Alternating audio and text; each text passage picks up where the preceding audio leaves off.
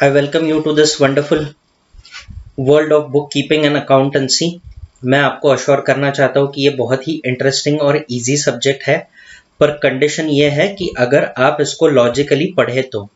जिस तरह से मैं पढ़ा रहा हूँ, जो टेक्निक्स मैं आपको प्रिस्क्राइब कर रहा हूँ, उस पर आप ध्यान दें, कॉन्सेंट्रेट करें और एक लॉजिक डेवलप करें अकाउंटिंग का अपने 11th स्टैंडर्ड में, तो आपको अकाउंट्स बहुत ईजी हो जाएगा आपके आने वाले एकेडमिक ईयर्स में भी। एंड अकाउंट्स ध्यान से पढ़ना बहुत जरूरी इसलिए है क्योंकि in your entire course this is the only subject that will make you employable. मैं ये नहीं बोल रहा हूँ कि बाकी सब्जेक्ट से एम्प्लॉयमेंट जनरेट नहीं होती है, जरूर होती है, but then accounts will give you maximum opportunities to be employed, to get a good job and to do well in your life. ठीक है, तो अकाउंटेंसी को कैजुअली लेके नहीं चलेगा, इस सब्जेक्ट को सीरियसली पढ़े। ये मेरे साथ आपका पहला लेक्चर है, तो शायद फ्लुएंट होने में आपको थोड़ा टाइम लग जाए, बट ग्रेजुअली आपको आदत हो जाएगी। ठीक है, so let us begin our discussion. Introduction, किसी भी चैप्टर का इंट्रोडक्शन हम पहले देख लेते हैं। अब मुझे आपको एक बात बताने दीजिए कि बुक कीपिंग एंड अकाउंटेंसी, ये जो सब्जेक्ट है ये बिजनेस से रिलेटेड है। ठीक है, business and profession, business and profession, because there is business and profession there is accounts. ठीक है, तो हम लोग बुक कीपिंग, आपका सब्जेक्ट दो पार्ट्स में डिवाइड किया गया है, बुक कीपिंग एंड अकाउंटेंसी। तो बुक कीपिंग एंड अकाउंटेंसी जो हम लोग करते हैं वो बिजनेस और प्रोफेशनल्स के लिए करते हैं। ये बात आप समझ लो, बिजनेस और प्रोफेशनल्स के लिए हम लोग करते हैं। ठीक है,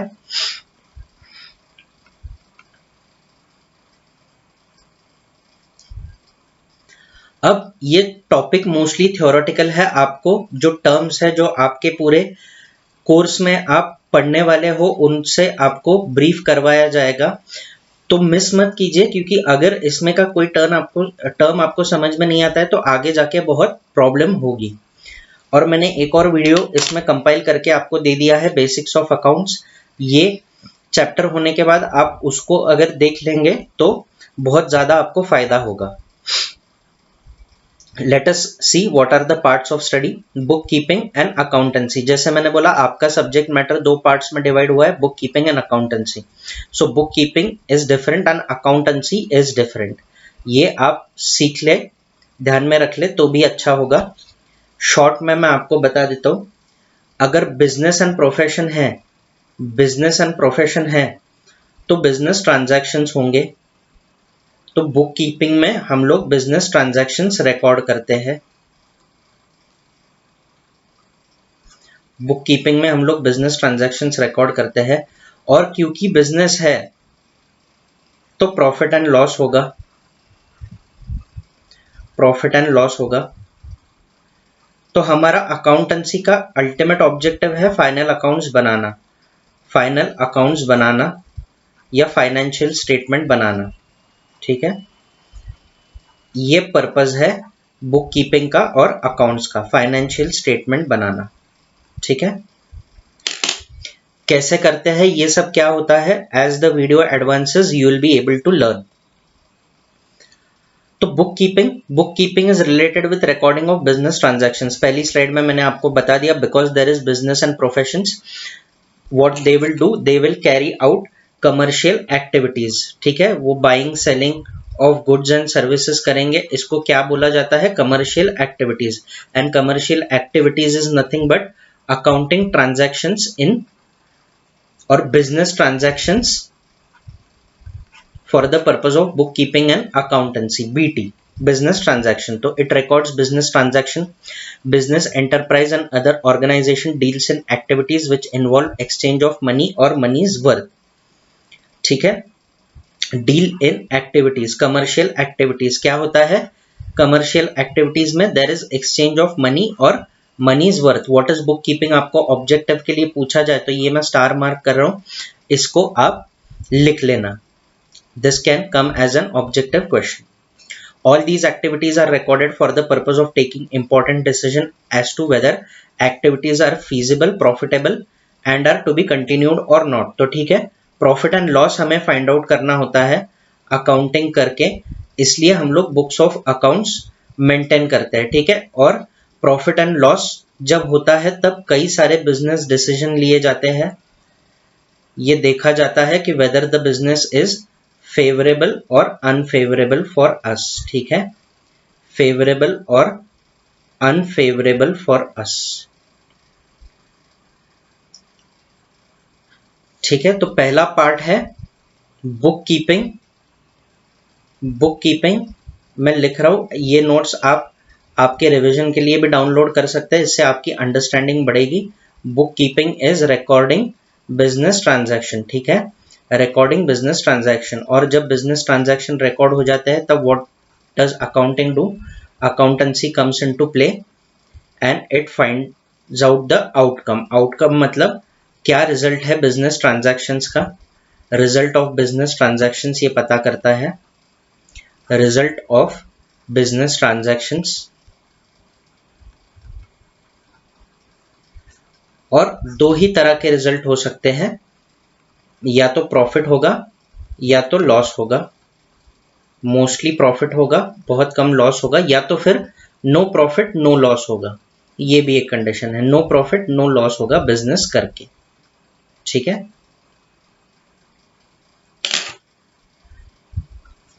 Information about business and other organization is required not only by the proprietors and managers of business and other organization but also to various other stakeholders such as government, investors, customers, employee and researchers, ठीक है।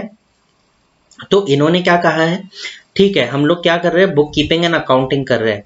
Book keeping किस लिए कर रहे हैं, recording of business transaction. उससे हम लोग क्या करते हैं, अकाउंटिंग करके profit and loss find out करते हैं।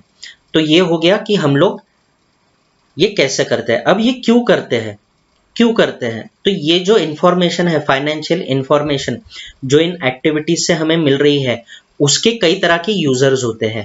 What are those types of users, proprietor businessman तो इंटरेस्टेड होगा ही profit and loss find out करने में। मैनेजर्स जो कॉर्पोरेट्स है, कंपनीज है, वहां के मैनेजर्स को डिसीजंस लेनी पड़ती है, पॉलिसीज लेनी पड़ती है, तो वो बेस्ड ऑन फाइनेंशियल स्टेटमेंट्स की डिसीजन लेते हैं। और स्टेक होल्डर जो है गवर्नमेंट, गवर्नमेंट को टैक्सेबिलिटी पता करनी होती है, टैक्स कलेक्ट करना होता है, तो वो भी फाइनेंशियल स्टेटमेंट से होता है। इन्वेस्टर्स जो होते हैं उनको फ्यूचर प्रोस्पेक्ट्स कंपनी के पता करने होते हैं, अगर वो पैसे इन्वेस्ट करेंगे तो क्या चांसेस है और क्या रेट से उनको रिटर्न मिलेगा, ये पता करना होता है, इसीलिए फाइनेंशियल स्टेटमेंट। कस्टमर्स, अगर आप कार खरीद रहे हो तो आपको उसकी कंटिन्यूटी से मतलब होगा कि आगे जाके how this company will perform, ताकि मुझे स्पेयर पार्ट सर्विस की कोई चिंता ना हो, तो customers will be interested in continuity, ठीक है। Employees will be interested in increasing there wages, तो कंपनी कितना प्रॉफिट और लॉस कमा रही है उसमें वो सैलरी बार्गेन कर सकती है। एंड रिसर्चर्स, जो भी कांस्टेंट इस फील्ड में रिसर्च एंड डेवलपमेंट करके इंप्रूवमेंट ला रहे हैं, उनके लिए भी ये इंफॉर्मेशन यूजफुल रहेगी। I hope you have started getting clarity. Evolution of accounting in India during Chandragupta Maurya's regime, Minister Kautilya wrote a book named अर्थशास्त्र। तो देखिए ये बड़े ज्ञानी व्यक्ति है कौटिल्य जो है, इनका रेफरेंस इकोनॉमिक्स में भी आया है और इनका रेफरेंस अकाउंटिंग में भी आया है। तो अर्थशास्त्र का रेफरेंस इकोनॉमिक्स में भी है और अकाउंटिंग में भी है। तो ये बहुत ही पॉपुलर ट्रिटाइज है। कौटिल्य जो कि चंद्रगुप्त मौर्य के किंगडम में मिनिस्टर थे, he is credited with the work of Arthashastra. Accounting point of view से अर्थशास्त्र में क्या दिया है, some references can be traced regarding the way of maintaining accounts, ठीक है, regarding the way of maintaining accounts. तो ये शास्त्र जो है, अर्थशास्त्र जो है, इसका लिटरल मीनिंग है साइंस ऑफ वेल्थ। और ये किसके लिए बनाया गया था, ये मोस्टली उस वक्त जो भी रूलर्स थे उनको एडमिनिस्ट्रेशन में हेल्प हो, इसलिए ये बनाया गया था, ठीक है। Afterwards it was called as Deshi Nama, बाद में उसे क्या बोला गया था, देशी नामा। In the earlier time of civilization, accounting was done by agents who managed properties of wealthy people. तो जो भी properties manage करते थे वही लोग हिसाब किताब रखते थे. They prepared accounts periodically for the owners of the property. The records of debit and credit were found in the 12th century itself. ठीक है, तो ऐसा बोलते हैं earlier there was no system of recording, no formal system of recording, but यहाँ पे क्या कहा गया है कि as back as 12th century से डेबिट एंड क्रेडिट के रूल्स एग्जिस्ट कर रहे हैं. डेबिट एंड क्रेडिट आपको भी समझ में नहीं आएगा, ये पहला लेक्चर है आपका, डुअल एस्पेक्ट से ये रिलेटेड है. जैसे ही ये लेक्चर एडवांस होगा, प्रोसीड होगा, आप लोग समझ पाओगे. इंट्रोडक्शन, चलिए बात करते हैं इंट्रोडक्शन की. These are the pictures of some people who have done और who have contributed to account significantly. इनका नाम देख लेते हैं. In the year 1494, Luca de Borgo Pacioli, an Italian merchant, introduced double entry bookkeeping system. ये नाम मैं एक ही बार लूंगा, बाद में आप समझ लीजिए. Don't take it as a joke. To me, he is a very respected person. Because of him, we are able to be professionals today. Okay. So he was an Italian merchant और उन्होंने क्या किया, double entry book keeping system को introduce किया. तो आपकी book में ये इनका ही फिगर दिया हुआ है. उनके साथ जो ये लेडी है, I don't know who she is, I am not in a position to comment. तो मैंने यहाँ पे पूरी इमेज ढूंढ के निकाली है. She may be working with him, close aide of him or a relative may be. Due to industrial revolution in 18th and 19th century, large scale operations were carried on and joint stock company emerged as an important form of organization which involved separation of ownership and management. तो ये आपका थोड़ा organisation of commerce का part है. तो देखिए इन्होंने time frame कौन सा मेंशन कर दिया है, इंडस्ट्रियल रेवोल्यूशन. ठीक है, तो मैं यहाँ पे लिख दूं इंडस्ट्रियल रेवोल्यूशन. जी मैंने लिख दिया इंडस्ट्रियल रेवोल्यूशन. इंडस्ट्रियल रेवोल्यूशन में क्या हो गया था, लार्ज स्केल ऑपरेशंस काफी हद तक बढ़ गए क्योंकि रेवोल्यूशन था. तो लार्ज स्केल ऑपरेशन बढ़ गए, ऑपरेशंस का स्केल बढ़ गया और जॉइंट स्टॉक कंपनीज बहुत सारी इमर्ज हो गई. जॉइंट स्टॉक कंपनीज इमर्ज हो गई. ठीक है, और जॉइंट स्टॉक कंपनी का एक फीचर क्या है, separation of ownership and management. Separate ownership, separate management. चलिए मैंने आपको एसपी का भी कंसेप्ट पढ़ा दिया. आप जब एसपी की क्लास शुरू करेंगे तो आपको ये पसंद आएगा. Separate ownership and separate management. ठीक है. Hence, to safeguard the interest of owners and investors, the business establishments required detailed information about business, which paved way for development of comprehensive financial accounting information system. तो अभी क्या हो रहा था, owners और investors, these were the stakeholders. ठीक है, their resources were at stake. Resources were at stake. Resources at stake of owners and investors. ठीक है, तो क्या हो रहा था, इनको डिटेल्ड इंफॉर्मेशन बिजनेस की रखना जरूरी हो गया था. ठीक है, स्केल ऑफ ऑपरेशन बढ़ रहा था, पैसे का फ्लो, इन्वेस्टमेंट ज्यादा था, substantially larger than pre industrialised period. तो अब अकाउंटिंग को सीरियसली लेना जरूरी था, इसलिए इससे इमर्ज हुआ फाइनेंशियल अकाउंटिंग इंफॉर्मेशन सिस्टम का. It led the foundation for a complete financial accounting information system. देखते हैं evolution of accounting. In the 20th century, the need for analysis of financial information for managerial decision making caused emergence of management accounting as a separate branch of accounting. तो ये भी जब आप advance accounts पढ़ेंगे आपके higher classes में तो देखेंगे. अभी इतना जान लो कि अकाउंट्स के भी फर्दर दो क्लासिफिकेशन है, वो है फाइनेंशियल अकाउंटिंग, ठीक है, और दूसरा है management accounting. Right, management accounting. तो हम लोग इसकी बात कर रहे हैं, मैनेजमेंट अकाउंटिंग की बात कर रहे हैं। तो कब इवॉल्व हुआ ये 20th सेंचुरी में। Need for analysis of financial information for managerial decision making. तो ये क्यों इवॉल्व हुआ? पहले तो फाइनेंशियल इंफॉर्मेशन जो है, फाइनेंशियल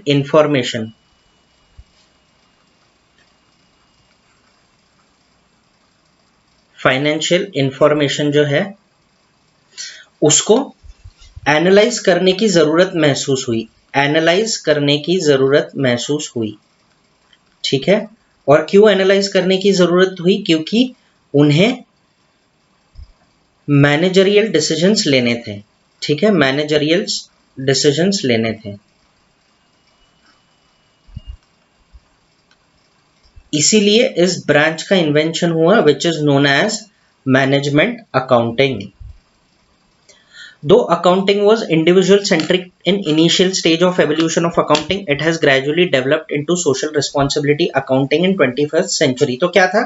Individual choice था, whether you will do accounting or not was a choice, but now it has no longer remained a choice, it has turned into a responsibility. हम सबकी ये responsibility कि हम लोग proper books of accounts maintain करें, जो भी हमारे एडमिनिस्ट्रेटर्स है उनको प्रॉपर इंफॉर्मेशन हम लोग दे, और जो भी टैक्स हमारा रेवेन्यू टैक्स एक्सपेंस होता है उसे हम लोग कंट्रीब्यूट करें और कंट्री के रेवेन्यू में हम लोग हमारा पार्टिसिपेशन दे। This is due to vast growth in business activities as a result of development in various fields. तो क्या हो गया? इंडस्ट्री डेवलप नहीं हुई, सर्विस सेक्टर डेवलप हुआ, काफी सारे दूसरे सेक्टर्स डेवलप हुए, and the development was tremendous, ठीक है। सारे फील्ड्स में डेवलपमेंट ट्रिमेंडियस हो गई, फास्ट ग्रोथ से हो गई, इसलिए there was need for management accounting. Thus accounting has become inevitable in the modern world of business, ठीक है। मीनिंग एंड डेफिनेशन अभी ये देखते हैं, पहले बुक कीपिंग देखते हैं। In simple words, book keeping means recording of business transaction in books of accounts in a systematic way. तो रिकॉर्डिंग ऑफ बिजनेस ट्रांजैक्शन ये तो आपको पक्का अभी याद हो गया होगा, क्योंकि ये आपके जीवन का, अकाउंट्स का आपने फर्स्ट स्टेटमेंट पढ़ा है, ठीक है। रिकॉर्डिंग ऑफ बिजनेस ट्रांजैक्शंस जो मैंने ऊपर स्लाइड पे लिख के बताया था। इन द बुक्स ऑफ अकाउंट्स, तो कहाँ रिकॉर्ड करना है? इन द बुक्स ऑफ अकाउंट्स, ये हमने नहीं देखा। इन अ सिस्टमैटिक वे। तो व्हाट इज बुक कीपिंग अगर पूछा जाए तो आपको इतने सिंपल टर्म्स में उसे एक्सप्लेन करना है। It means recording of business transaction in books of accounts in a systematic way. All the monetary transactions are recorded date-wise for accurate business results from such records at the end of accounting year. तो इसमें के take away देख लेते हैं। ये exercise हम कब करते हैं? At end of accounting year, ठीक है, at end of accounting year.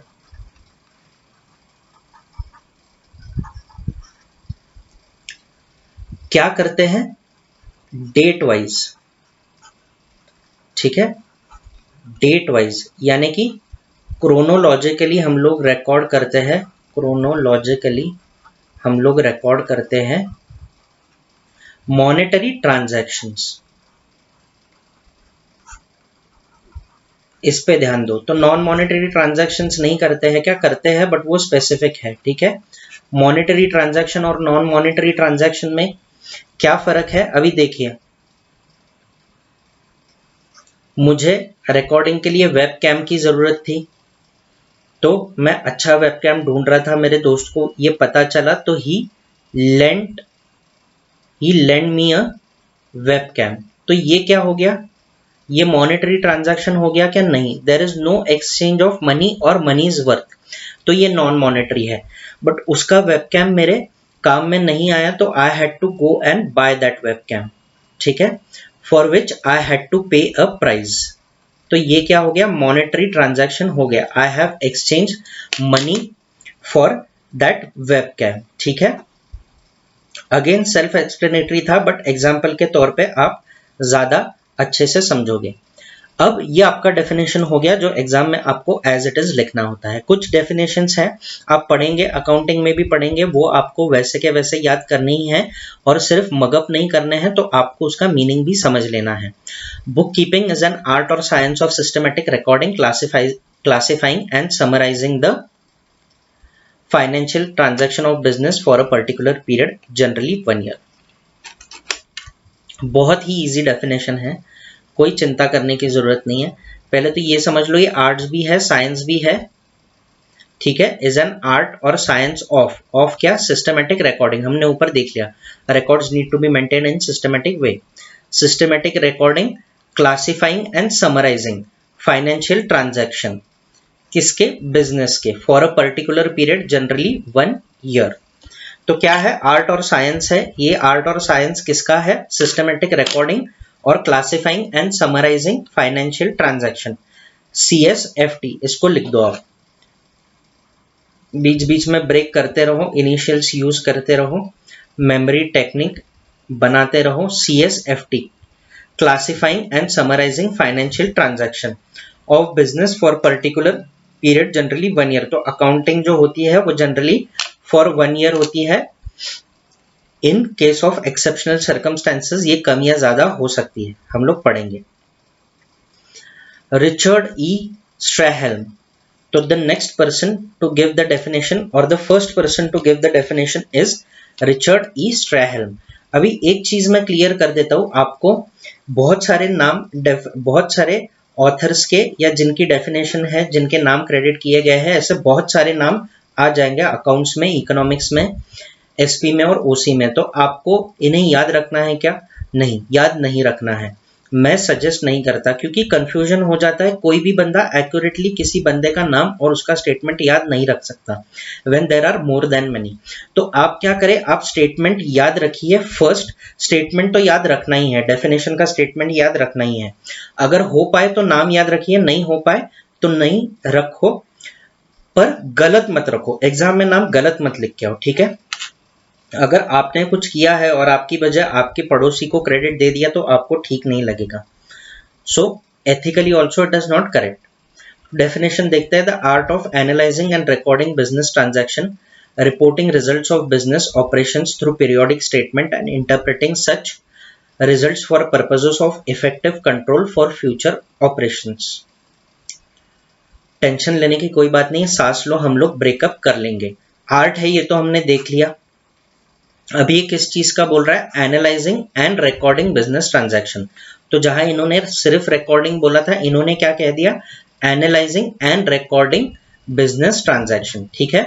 Reporting results of business operation, तो जब आप एनालाइज करोगे तब कुछ कंक्लूजन्स होंगे, आपको रिजल्ट सामने आएंगे, तो वो रिजल्ट्स को रिपोर्ट करना होता है। Reporting results of business operations through periodic statements बनाने पड़ते हैं। ये इंफॉर्मेशन हम लोग कैसे कन्वे करते हैं, फाइनेंशियल स्टेटमेंट्स हमें बनाने पड़ते हैं। वो कैसे बनाते हैं आगे देखेंगे। And interpreting such results for purposes of effective control of future operations. और क्या किया जाता है, ये जो एनालाइज किए जाते हैं बिजनेस ट्रांजैक्शन, एनालाइज और रिकॉर्ड करके इसके जो रिजल्ट है, ठीक है, वो रिपोर्ट करने से क्या होता है, जो भी यूजर्स है, मैनेजमेंट या ओनर्स है, वो इंटरप्रेट करते हैं इन रिजल्ट्स को, उससे मीनिंग वो डिराइव करते हैं, ड्रॉ करते हैं, और उससे क्या करते हैं, फ्यूचर में ऑपरेशंस पे इफेक्टिव कंट्रोल लाते हैं। मतलब उनको फाइनेंशियल स्टेटमेंट देख के पता चलता है कि कहाँ खर्चा एक्सेस हो रहा है, कहाँ खर्चा कम हो रहा है, कहाँ इन्वेस्टमेंट अननेसेसरी हो रही है, कहाँ जरूरत से कम हो रही है, ठीक है। ये सारी चीजें उन्हें पता चलती है, इसका मीनिंग होता है इंटरप्रेटिंग रिजल्ट्स, ठीक है। तो समझ लो, एग्जाम्पल इससे समझ लेते हैं। अगर किसी बंदे ने कोई स्मॉल स्केल बिजनेस शुरू किया है और वो इन्वेस्ट कर रहा है, उसे पहले कोई एक्सपीरियंस नहीं है, ठीक है। तो अब वो क्या कर रहा है, वो इन्वेस्ट कर रहा है, कुछ बिजनेस ट्रांजैक्शन कर रहा है, तो वो ट्रांजैक्शन उसने रिकॉर्ड कर लिए। जब उसके पास फ्री टाइम है तो ट्रांजैक्शन उसने खोल के देख लिए और एनालाइज करने लगा। अब एनालिसिस में उसको पता चला कि यार उसका जो है स्नैक्स पे, रिफ्रेशमेंट पे बहुत ज्यादा खर्चा हो रहा है, उसका जो है पेट्रोल पे बहुत ज्यादा खर्चा हो रहा है, वो सेव हो सकता है। एडवर्टाइजमेंट पे है कम खर्चा हो रहा है, ठीक है, ब्रांडिंग पे कम खर्चा हो रहा है, उसे बढ़ाना चाहिए। तो ये क्या हो गया, ये रिजल्ट्स है, इन रिजल्ट्स को रिपोर्ट करना पड़ता है, ठीक है, अब इंटरप्रेट कर लिया, अब ये क्या करेगा, ये सारी चीजें बैलेंस करने की कोशिश करेगा, रेक्टिफाई करने की कोशिश करेगा। So he want to have control on future operations, ये इनका कहने का मतलब है। तो आपको अगर समझ में नहीं आता होगा इंग्लिश में बहुत जल्दी, तो इसे आप जिस तरह से मैंने बताया है उस तरह से याद रखिए और आपको ये फट से लर्न हो जाएगा। J.R. Bartley Boy, bookkeeping is an art of recording business dealings in set of books. काफी आसान सिंपल डेफिनेशन इन्होंने दे दी है, मुझे ऐसी सिंपल डेफिनेशंस बहुत अच्छी लगती है, आपको भी अच्छी लगने लगेगी जब ये आपको याद करनी पड़ेगी। Book keeping is an art of recording business dealings in a set of books. Art है, हम लोग देख रहे हैं, बार बार देख रहे हैं, तो art of what, recording business dealings. Business dealings कहाँ रिकॉर्ड होती है, सेट ऑफ बुक्स में। And not caught, not caught ने भी एक डेफिनेशन दी है, book keeping is an art of recording. तो हर किसी ने कहा है book keeping is an art of recording, सिर्फ पहले रिचर्ड ई स्ट्रैहन जो है उन्होंने कहा है art of analysing and recording. तो book keeping is an art of recording, ये तो आप फिक्स कर दो, ये लॉक कर दो, उसके बाद की आपको समरी जो है वो याद रखनी है ऑथर के हिसाब से। Book keeping is an art of recording in the books of accounts the monetary aspect of commercial और फाइनेंशियल ट्रांजैक्शन। ठीक है, तो कमर्शियल और फाइनेंशियल ट्रांजैक्शन जो है उसके मॉनेटरी एस्पेक्ट्स। ठीक है, नॉन मॉनेटरी इन्होंने नहीं मेंशन किया है, मॉनेटरी और नॉन मॉनेटरी में क्या डिफरेंस है मैंने वेबकैम के एग्जांपल से आपको समझा दिया है। R N Carter, book keeping is the science and art of correctly recording in the books of accounts all those business transaction that result in transfer of money or money's worth। तो इन्होंने भी क्या कह दिया, book keeping is definitely an art, इन्होंने इसको science भी term किया, it is science as well as art of correctly recording. अभी इन्होंने भी आर्ट ऑफ रिकॉर्डिंग यही स्टेटमेंट है, सिर्फ उसमें एडिशन कर दिए, क्या, book keeping is science and art कह दिया और रिकॉर्डिंग को करेक्टली रिकॉर्डिंग कह दिया। ठीक है, of correctly recording in the books of accounts all those business transaction that result in transfer of money or money's worth। तो कौन से business transaction रिकॉर्ड करने हैं जिससे ट्रांसफर ऑफ मनी या मनीज वर्थ होता है, इस तरह के बिजनेस ट्रांजैक्शंस हमें रिकॉर्ड करने हैं। ये सारे डेफिनेशन स्क्रीन पे आपके सामने हैं, इसको आप पढ़ लीजिए ध्यान से, आपकी टेक्स्ट बुक में भी दिए हैं, वहीं से कंटेंट सारा आपका आता है। अच्छा, एक और बात मैं आपको बोल दूं कि अब जब आप ये स्लाइड से पढ़ रहे हो तो आपको ये क्वेश्चन होगा कि टेक्स्ट बुक हमें रेफर करनी है या नहीं, तो आप स्लाइड शो पे भी ध्यान दें तो भी आपका काम हो जाएगा, क्योंकि टेक्स्ट बुक के जितने भी सारे कंटेंट है वर्ड टू वर्ड मैंने स्लाइड शो प्रेजेंटेशन में इंक्लूड किए हैं, कुछ भी स्किप नहीं किया है। तो आप इसको और टेक्स्ट बुक को रिलेट करना छोड़ दें, मेरा रिकमेंडेशन ये है कि पहले आप slide show power point presentation से पढ़ ले, फिर टेक्स्ट बुक उठा के पढ़े, तो आपको सारी चीजें आसान होगी, right. So we now move on to our next concept. Let us see what our next concept is. तो चलिए अब हमें पढ़ना है फीचर्स। फीचर्स को हम लोग देख लेते हैं। These are the features of book keeping। हम लोग बुक कीपिंग एंड अकाउंटेंसी में बुक कीपिंग का पार्ट अभी पढ़ रहे हैं। It is the method of recording day-to-day business transaction। Method कहा गया है, मेथड ऑफ रिकॉर्डिंग, और क्या रिकॉर्ड किया जाता है, day to day business transaction. ठीक है, D to D BT, day to day business transactions. Only financial transactions are recorded, ये बहुत इंपॉर्टेंट है। सिर्फ फाइनेंशियल ट्रांजैक्शन जो है बिजनेस के वो रिकॉर्ड करते हैं, इसका मतलब क्या है, नॉन फाइनेंशियल रिकॉर्ड नहीं करते। अब अकाउंटिंग के लिए फाइनेंशियल और पर्सनल ऐसा बाइफर्गेशन हो जाता है। ठीक है, फाइनेंशियल एंड पर्सनल ऐसा बाइफर्गेशन हो जाता है। तो इसका मतलब क्या है, अब थोड़ा सा समझ लो, अकाउंटिंग के लिए बिजनेस अलग है, आगे आप एक कंसेप्ट पढ़ेंगे, बट उसका थोड़ा बैकग्राउंड समझ लो, और बिजनेसमैन अलग है। ठीक है, तो हम लोगों को बुक कीपिंग करनी है बुक्स ऑफ बिजनेसमैन में, बुक्स ऑफ बिजनेस में, और ना कि बुक्स ऑफ बिजनेसमैन। ठीक है, तो बिजनेसमैन के जो सारे ट्रांजैक्शन होंगे उसको पर्सनल बोलेंगे, बिजनेस के जो सारे ट्रांजैक्शन होंगे उसको फाइनेंशियल बोलेंगे। So only financial transactions are recorded, non business या बिजनेसमैन के personal transactions are not recorded.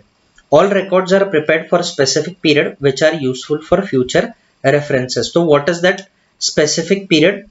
The specific period is 1 year. एक साल के लिए ये प्रिपेयर किए जाते हैं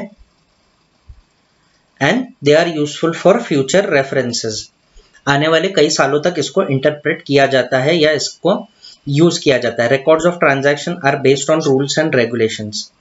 ठीक है, तो book keeping and accountancy has some rules and regulations, इसीलिए हम लोग ये सब्जेक्ट पढ़ रहे हैं, वरना मेरा यहाँ पे कोई काम नहीं होता। अगर रूल्स एंड रेगुलेशंस नहीं होते तो हर कोई अपने हिसाब से रिकॉर्ड कीपिंग और अकाउंटिंग करते रहता और मेरा यहाँ पे कोई काम नहीं होता। ठीक है, तो रूल्स एंड रेगुलेशंस है, वो रूल्स एंड रेगुलेशंस मुझे पता है, वो मैं आपको पढ़ाने वाला हूँ। आप आगे जाके उसके बेसिस पे काम करने वाले हैं या किसी और को आप पढ़ाएंगे। It is an art of recording business transaction scientifically. तो देखो मैंने पहले स्लाइड में यहाँ पे कहा कि मेथड है और यहाँ पे क्या कहा है उन्होंने, it is an art of recording business transaction scientifically. मतलब बुक कीपिंग जो है, बुक कीपिंग एंड अकाउंटेंसी, इसका कंक्लूजन क्या ड्रॉ कर लेंगे? बुक कीपिंग एंड अकाउंटेंसी, या अभी आप बुक कीपिंग ही इसे कंसिडर कर लो। Book keeping is scientific method, full proof है, ये रूल्स एंड रेगुलेशंस है। Scientific method of recording business transactions. ठीक है, रिकॉर्डिंग बिजनेस ट्रांजैक्शंस, ये इस स्लाइड का टेक अवे है।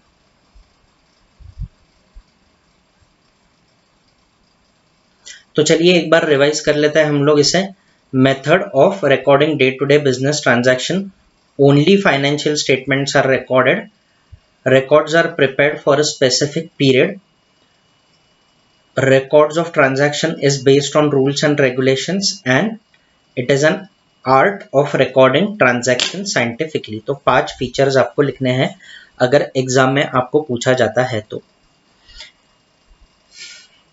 Objectives, what are the objectives? The main objective of bookkeeping is to keep a complete and accurate record of all financial transactions in a systematic, orderly and logical manner।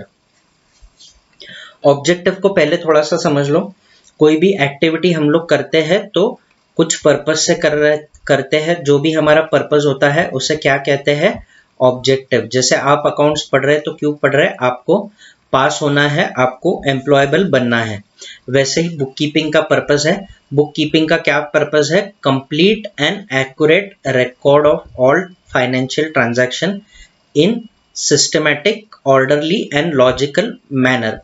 तो complete and accurate record तो रखना ही है financial transactions का, पर वो systematic भी होना चाहिए, ऑर्डरली भी होना चाहिए और लॉजिकल भी होना चाहिए। ठीक है, these are some of the instruction, some of the guidelines. तो इसको शॉर्ट में अगर याद करना हो तो कैसे करेंगे? CA of financial, CA of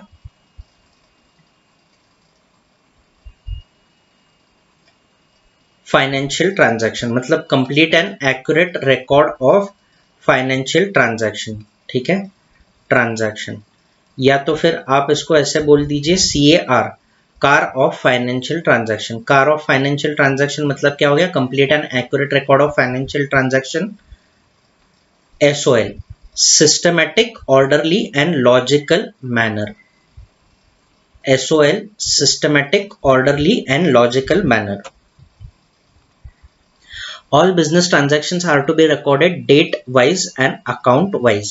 date wise chronologically record करना है, वो हमने समझ लिया है। अकाउंट वाइज कैसे करना है वो भी आप समझ जाओगे, DWAW, date wise, account wise. ठीक है, अकाउंट वाइज आपके अभी समझ में नहीं आएगा, जब आप लेजर पढ़ोगे तब समझा दूंगा मैं आपको, याद रहेगा मुझे। Book keeping serves as permanent record of monetary transactions of an enterprise and it can be produced as an evidence whenever and wherever required. Permanent record, PR है ये, ठीक है, ये पीआर है, पीआर इसको लिख दो। पीआर का मतलब यहाँ पे पब्लिक रिलेशंस नहीं है, पीआर का मतलब है परमानेंट रिकॉर्ड। किस चीज का? Of monetary transaction of an enterprise. और क्या होता है? It acts as evidence. इसे आप मार्क कर लो, जब भी आपको बुक कीपिंग के ऑब्जेक्टिव लिखने पड़ेंगे तो ये याद से लिखना, इट एक्ट्स एज एविडेंस कि हाँ हमने बिजनेस कैरी आउट किया है, वो हमने ऑनेस्टली किया है, रिकॉर्ड जो हमें देना था वो हमने ट्रू एंड फेयर दिया है, हमने टैक्स प्रॉपर भरा है, ट्रू एंड फेयर, ठीक है। तो अगर इनकम टैक्स ने इंक्वायरी की, ठीक है, इनकम टैक्स ने इंक्वायरी की तो क्या हो जाएगा?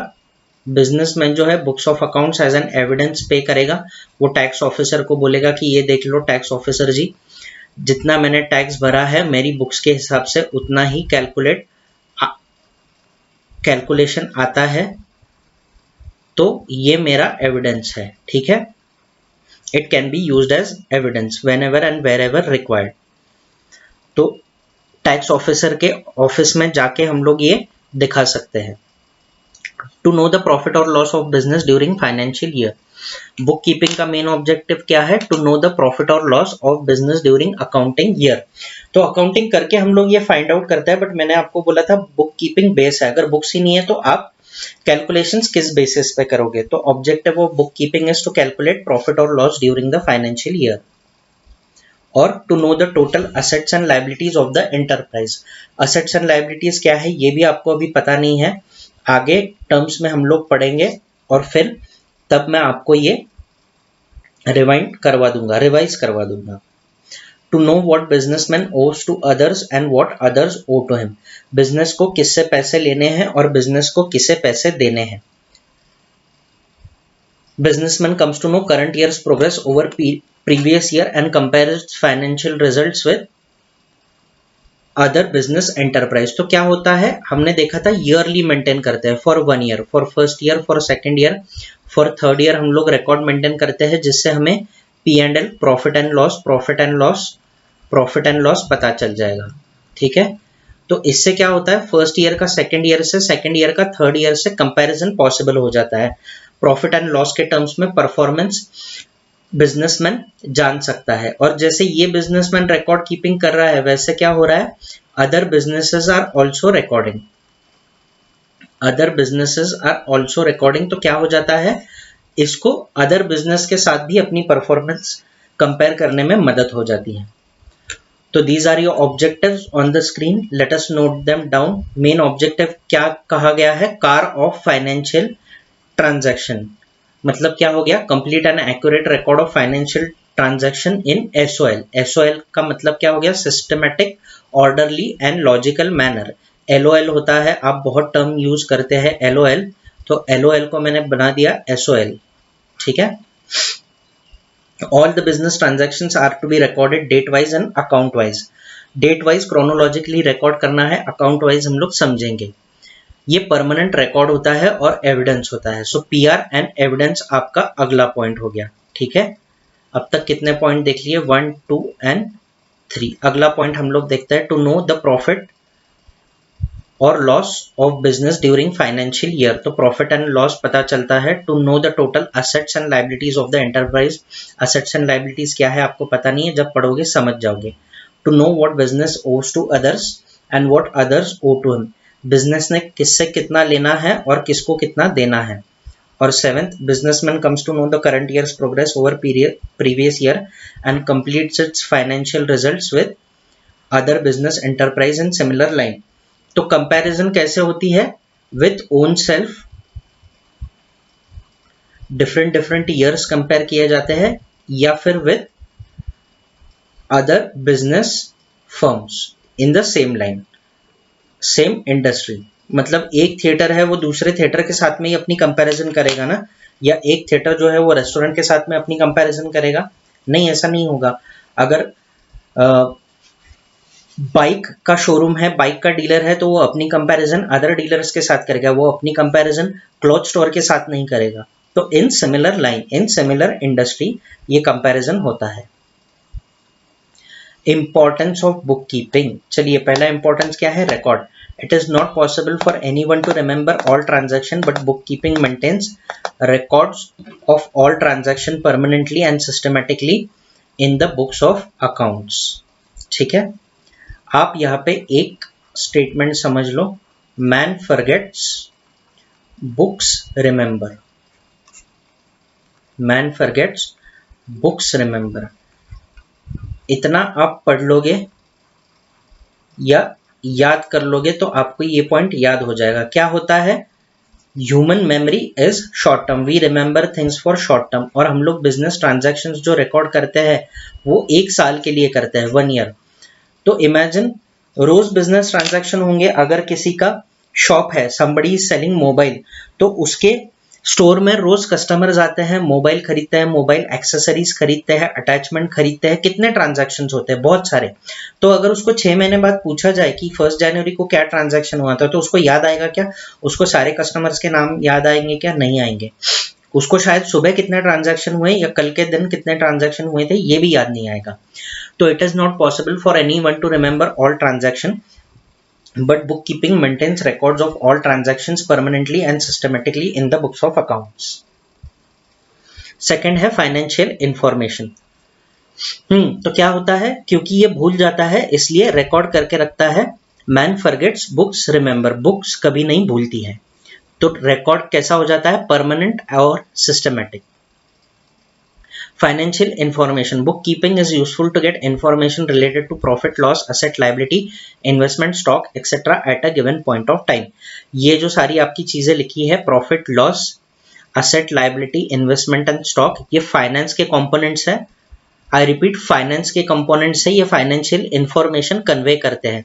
These are the carriers of information, और through these components the information is communicated by way of these components. तो क्या होता है, बुक कीपिंग जो है वो फाइनेंशियल इंफॉर्मेशन पास ऑन करने में मदद करती है। मुझे किसी कंपनी की फाइनेंशियल इंफॉर्मेशन कैसे पता चलेगी, बुक्स ऑफ अकाउंट से। आप न्यूज़पेपर में पढ़ते हो, टीवी पे देखते हो, ये कंपनी ने इतना इतना प्रॉफिट कर लिया, ये कंपनी का मालिक जो है, डायरेक्टर जो है, चेयरमैन जो है, वो फर्स्ट रिचेस्ट पर्सन बन गया है, मोस्ट रिचेस्ट पर्सन बन गया है दुनिया में, second richest, 5th richest, 10th richest.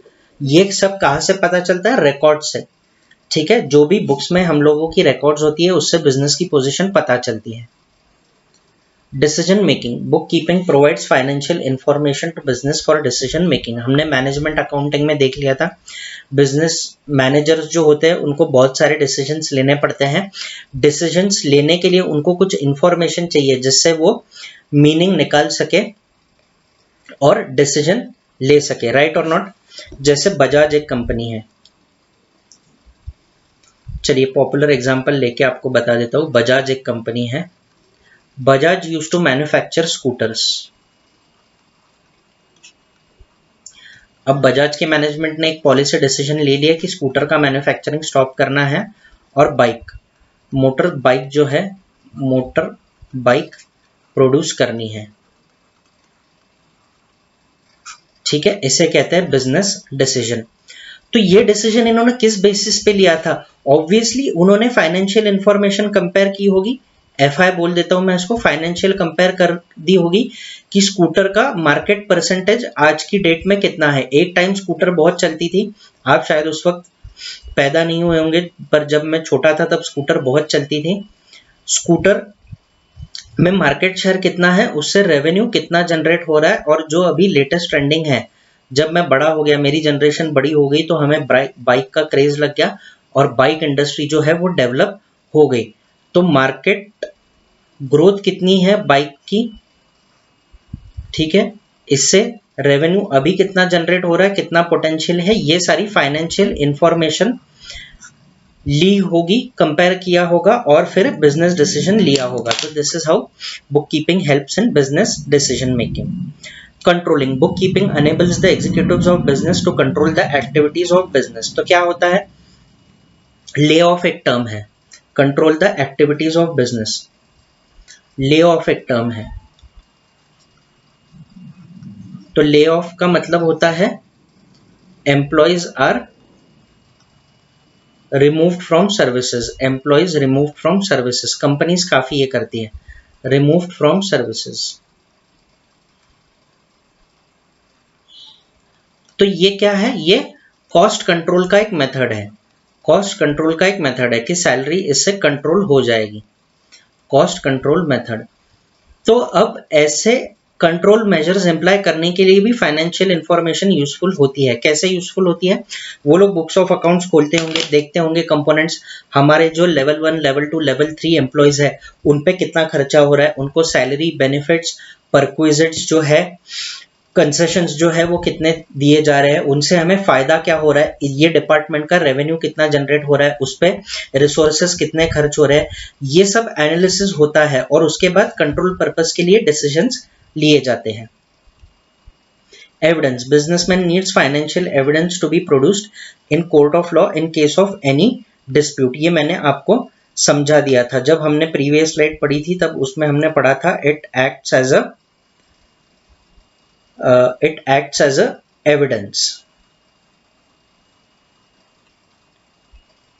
Tax liability, book keeping is useful to find out tax liabilities. Government taxability कैसे फाइंड आउट करती है, बुक्स ऑफ अकाउंट्स है।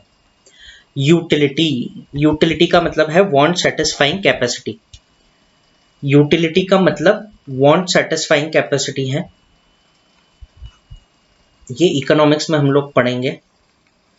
मैं आज ही आपके जो सीनियर्स है 12th स्टैंडर्ड, उनको ये कंसेप्ट पढ़ा के आया हूं, तो मुझे बहुत अच्छे से याद है, आज कोई चैलेंज नहीं कर सकता मुझे, ठीक है। Want satisfying capacity, it is different from usefulness, different from usefulness. ये बैकग्राउंड में आपको इसलिए बता रहा हूं क्योंकि मैं आपको कुछ गलत इंफॉर्मेशन नहीं देना चाहता।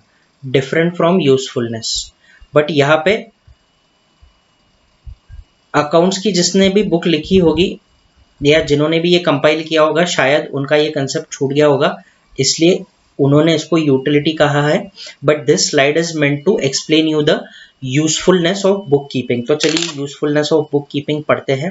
ओनर, मैंने आपको बताया था प्रीवियस स्लाइड में जब हम इंट्रोडक्शन पढ़ रहे थे कि बुक कीपिंग से ओनर्स को और अलग अलग स्टेक होल्डर जो होते हैं, इन्वेस्टर, गवर्नमेंट, कस्टमर्स, इनको मदद होती है। तो कैसे मदद होती है हम लोग देखते हैं। Businessman can find out profit, losses, asset and liabilities of an enterprise at any point of time. तो क्या होता है, 3 महीने बाद कितना प्रॉफिट हुआ, 6 महीने बाद कितना हुआ, 9 महीने बाद कितना हुआ, 12 महीने बाद कितना हुआ, मतलब पूरे साल भर बाद कितना हुआ, कभी भी ये बुक्स ऑफ अकाउंट्स खोल के profit and loss, asset and liabilities की पोजीशन देख सकते हैं। सिंपल प्लस माइनस करना होता है। Management, management of an enterprise can plan, take decision and control overall business activities. मैंने बजाज का आपको एग्जांपल दे दिया है। Investors, investors can take proper decision whether to invest और नॉट। तो अभी देखिए, एक पॉपुलर ऐप है OYO. OYO provides all the information of all the rooms that can be hired, ठीक है, in a city, mostly hotel rooms, accommodations का ये देता है। तो ये ऐप बहुत ही यंग टीनेजर ने डेवलप किया था, ओयो ऐप। तो जब ये डेवलपमेंट स्टेज में था तब उसको काफी सारी फंडिंग हुई, ठीक है, इन सम 100 करोड़ उसको फंडिंग हुई, और बाद में जो है ये ऐप डेवलप हुआ, मार्केटिंग हुई और लॉन्च हुआ और बिजनेस करने लगा। तो ये फंडिंग करने वाला इंसान जो है उसको इन्वेस्टर बोलते हैं। अब उसने क्या किया होगा, उसने देखा होगा कि इसमें कुछ पोटेंशियल है, ये बिजनेस फ्यूचर में ग्रो होगा, इसलिए उसको फंड किया। तो यही केस एप्लीकेबल होता है रनिंग बिजनेस को भी। अभी फ्लिपकार्ट और वॉलमार्ट का डील हुआ, ठीक है, फ्लिपकार्ट ने वॉलमार्ट ने फ्लिपकार्ट में स्टेक खरीदा, ठीक है, वॉलमार्ट ने फ्लिपकार्ट में स्टेक खरीदा। तो again this deal happen in billions, may be $1 million और $1 billion समथिंग, ठीक है, फिगर मुझे याद नहीं है। तो फ्लिपकार्ट तो एग्जिस्टिंग बिजनेस है, बट इन्होंने इनके फाइनेंशियल स्टेटमेंट्स देखे होंगे, फाइनेंशियल इंफॉर्मेशन देखी होगी, हर साल का टर्नओवर देखा होगा, कितना रिटर्न ऑन इन्वेस्टमेंट है वो देखा होगा, फ्यूचर एस्टिमेट्स बनाए होंगे, तब जाके डिसीजन लिया होगा। तो this is how it helps the investors. Customer can easily understand financial position of business, he can be assured about supply of goods. तो अभी समझ लो एक कार कंपनी है जो सालों साल चल रही है और न्यू कार कंपनी लॉन्च हुई है, तो जो सालों साल से कार कंपनी चल रही है उसका परफॉर्मेंस, उसकी सर्विस, उसका नेटवर्क लोगों को पता है, न्यू कार का लोगों को पता नहीं है, ठीक है। तो लोग क्या करेंगे, न्यू कंपनी जब आती है तब उसके फाइनेंशियल स्टेटमेंट देखेंगे, कंपनी कितनी साउंड है, कितना उसके पास रिसोर्सेस है, कहीं बीच में बंद तो नहीं हो जाएगी, अगर मैं प्रोडक्ट खरीदूं तो आगे सर्विस की और स्पेयर पार्ट्स की तकलीफ तो नहीं हो जाएगी। ये सारा बिजनेसमैन, ये सारा कस्टमर्स लोग देखते हैं और this is how book keeping becomes useful to them. Government can easily find out different types of taxes due from various sources. Government tax collect करती है, टैक्स किस बेसिस पे बनते हैं, बुक्स में जो रिकॉर्ड्स है उसके बेसिस पे टैक्स बनते हैं। जैसे समझ लो एक वड़ा पाव वेंडर है, तो this vada pav shop owner will also पे tax.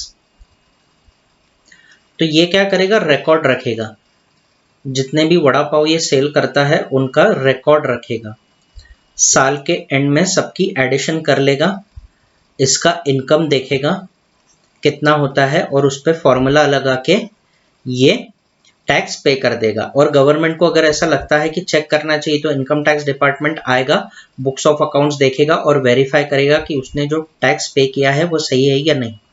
Lenders, money lenders can find financial standing of enterprise for decision to lend money और नॉट। तो बिजनेस को फाइनेंस की जरूरत होती है, पैसों की जरूरत पड़ती है, बहुत सी बार पैसे बोरो भी किए जाते हैं, लोन लिया जाता है बैंक से, फाइनेंशियल इंस्टीट्यूट से, तो वो लोन को सपोर्टिंग डॉक्यूमेंट्स लगते हैं। कभी भी अगर आपके घर में भी किसी ने लोन लिया होगा तो उसको सपोर्टिंग डॉक्यूमेंट्स लगते हैं। तो सपोर्टिंग डॉक्यूमेंट्स मतलब क्या होते हैं, फाइनेंशियल स्टेटमेंट्स। जो लेंडर्स होते हैं वो किस चीज में इंटरेस्टेड होंगे कि बिजनेस जो है हमारा लिया हुआ जो लोन है वो रीपे कर पाएगा या नहीं, टाइम टू टाइम रीपेमेंट होगा या नहीं, लिक्विडिटी पोजीशन उनको जाननी है, इसलिए फाइनेंशियल स्टेटमेंट्स वो देखते हैं लिक्विडिटी पोजीशन जज करने के लिए। और development, business enterprise can achieve business growth with the help of accounting. Proper accounting अगर कर पाए तो कॉम्प्लिकेशंस नहीं होंगी, कंप्लायंसेस पूरे होंगे, कोई रूल्स वायोलेट नहीं होंगे और इससे इकोनॉमिक ग्रोथ होगी। So who are the users जिनके लिए business books of accounts useful है, owner, management, investor, customers, government, lenders and for development purpose. ये भी एज अ थ्योरी क्वेश्चन आपको पूछा जा सकता है, अगर नहीं भी पूछा जाए तो अंडरस्टैंडिंग के लिए आपको बहुत जरूरी है। तो कल आपको जाके कोई पूछे कि क्या कर रहे हैं तो आप बोलोगे मैं बुक कीपिंग कर रहा हूँ, रिकॉर्ड कीपिंग कर रहा हूँ, कोई पूछेगा तो ऐसा बोलना मत हमारे सर ने पढ़ाया नहीं है, ठीक है, मैंने बहुत डिटेल में आपको पढ़ा दिया है।